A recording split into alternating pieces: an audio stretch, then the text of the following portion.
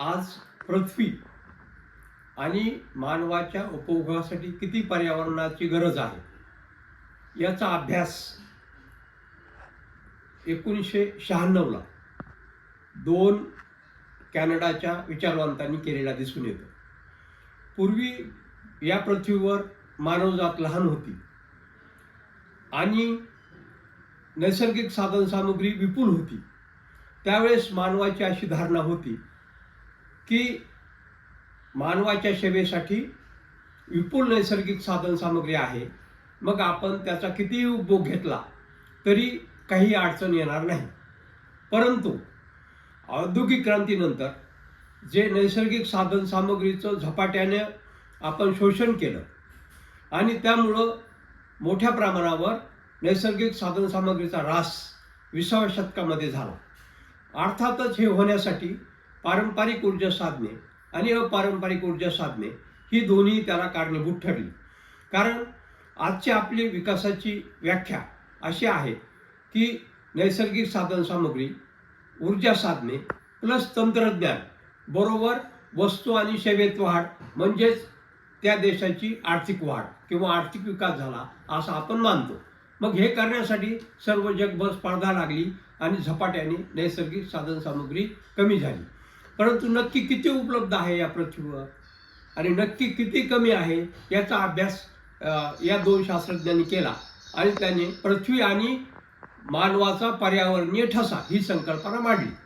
आता पर्यावरणीय ठसा याचा अर्थ काय की ही जी पृथ्वी आहे ही पृथ्वीवर एक जीवावरण आहे की जी इतर दुसऱ्या कुठल्याही ग्रहावर नाही.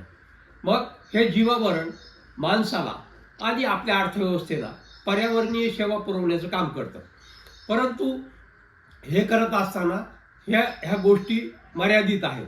आता आपला उपभोग आणि लोकसंख्या अधिक वाढल्यामुळं ज्यावेळेस मानवजातीला असं लक्षात आलं की ही पृथ्वी मर्यादित संसाधनं असणारा ग्रह आहे, त्यावेळेस मात्र आपण किती पर्यावरण वापरलं आणि पुढच्या पिढीसाठी किती पर्यावरण शिल्लक आहे याच्या अभ्यासाची गरज भासली.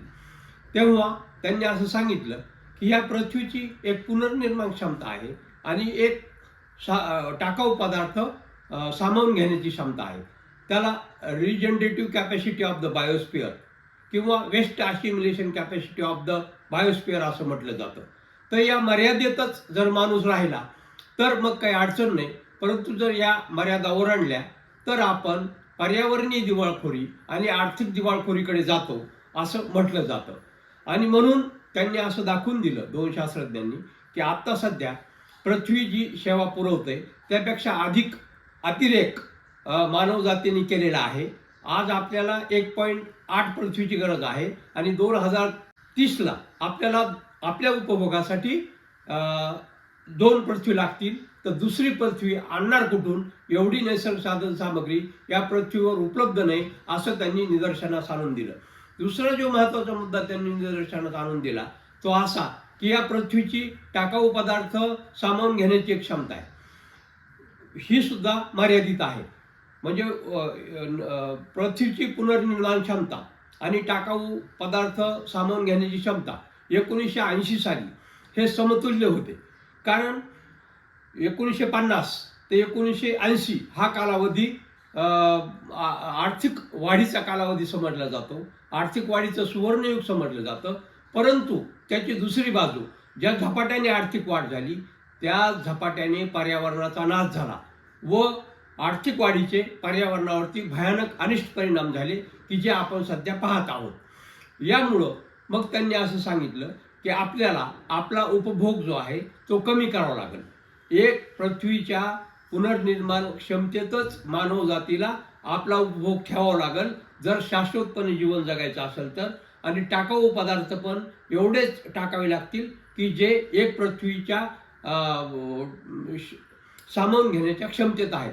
पण असं न होता मानवजात अतिरेकीकडे चाललेली आहे आणि ती अधिक उपभोग घेत आहे आणि ती टाकाऊ पदार्थ अधिक निर्माण करत आहे. आता उदाहरणार्थ घ्या की अमेरिकेसारखं जर जीवन प्रत्येक जगातील नागरिकांनी उपभोगायचं ठरवलं तर आपल्याला 5 पृथ्वीची गरज आहे. युरोपसारखं जर जीवन जगायचं ठरवलं जगातल्या सगळ्या लोकसंख्येने तर 3 पृथ्वीची गरज आहे. परंतु भारतासारखं जीवन जर जग जगले तर कदाचित एक पृथ्वीमध्ये सगळ्याचा उपभोग समाविष्ट केला जाऊ शकतो. म्हणजे सध्या जगाची जी दिशा आहे अधिक उपभोग ही नक्कीच चुकीची आहे. कारण आपल्या सेवेत 5 पृथ्वी नाहीत, 3 पृथ्वी नाहीत, 2ही पृथ्वी नाहीत. म्हणून आपण 100% विनाशाकडे, अतिरेकाकडे आणि कोलमडण्याकडे चाललेलो आहोत.